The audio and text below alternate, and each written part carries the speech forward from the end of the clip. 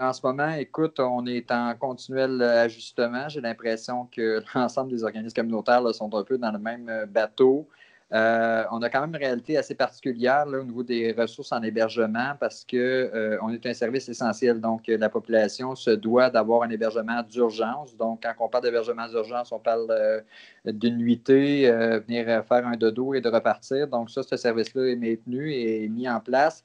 Par contre, il y a plusieurs mesures là, qu'on a prises pour ça, qui nous amènent à nous questionner par rapport à la contamination, bien entendu. Donc, les mesures ont changé un peu. C'est sûr que les gens qui fréquentent le service d'hébergement d'urgence vont avoir peut-être des nouvelles procédures. On s'assure aussi dans ce processus-là que notre équipe soit en sécurité. Donc, c'est sûr que c'est un petit peu moins humain comme approche, mais en même temps, on tente de répondre à la demande. Pour ce qui est de l'intervention à l'externe, toute l'intervention au niveau des hommes au Témiscamingue et en Abitibi-Témiscamingue, ça continue. On a des services de téléphone sur place, Messenger, Skype. Les gens peuvent faire appel à nous. Les numéros de téléphone sont sur nos sites Internet. Vous pouvez contacter aussi notre page Facebook au groupe Image Abitibi-Témiscamingue. On est tout le temps ouvert. Là. En ce moment, j'ai encore des intervenants qui peuvent répondre à vos demandes. En cas de situation d'urgence, on peut aussi avoir des rencontres individuelles face à face, mais on préconise en ce moment les rencontres téléphoniques et les rencontres virtuelles. Un peu qu'est-ce que je fais aussi en ce moment avec le journaliste de TV Témis. Dans le fond, c'est un peu le modèle qu'on va préconiser. Pour ce qui est d'hébergement à plus long terme, dans le fond, notre volet d'hébergement père avec enfants et hommes en difficulté, en ce moment, on est en train d'essayer de voir de quelle façon on peut admettre les personnes.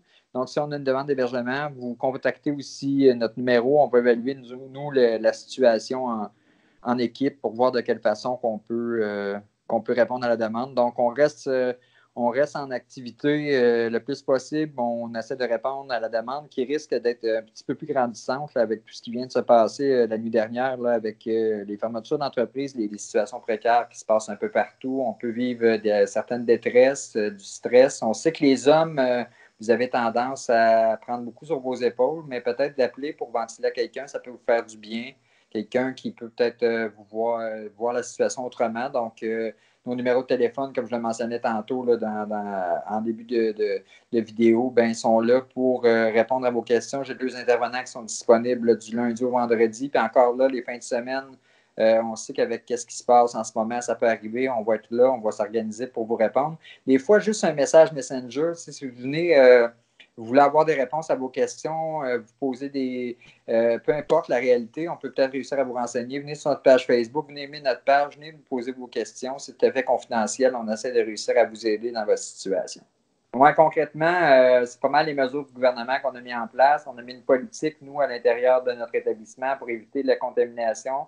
Au niveau de notre hébergement, en ce moment, les hébergés sont plus confinés à l'intérieur de la maison à moins de sorties spéciales. Si on recule d'hier, il faut aller dans les entreprises, à cette heure, c'est plus difficile. Donc, c'est vraiment des mesures exceptionnelles là, qui peuvent sortir pour aller chercher soit l'épicerie ou aller à la pharmacie. Puis, pour l'accueil, là, en ce moment, on a diminué l'accueil des gens qui se présentent à Brûle-Pourpoint dans nos ressources. Donc, vous allez voir un écriteau sur notre porte là, marqué fermé avec des numéros de téléphone. Soyez pas sans crainte, on n'est pas fermé.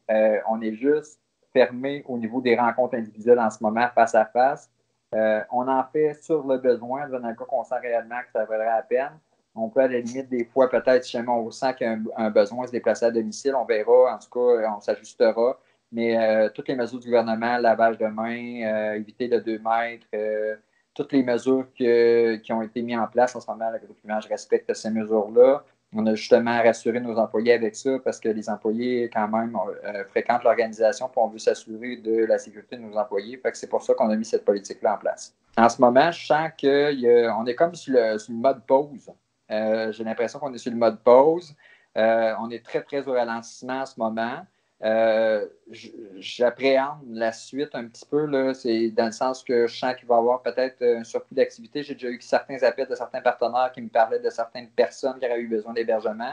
Soyez sans crainte. Si jamais vous entendez mon message, soyez sans crainte. Là, on va évaluer ça avec vous. Vous allez nous appeler. Puis j'ai l'impression que ça va débouler un petit peu plus. Là, puis on est prêt pour ça. Là. On s'est mis des mesures en place pour ça. Donc, on est en prévention. Donc, si jamais il y a des choses qui déboulent, on est prêt à répondre à la demande.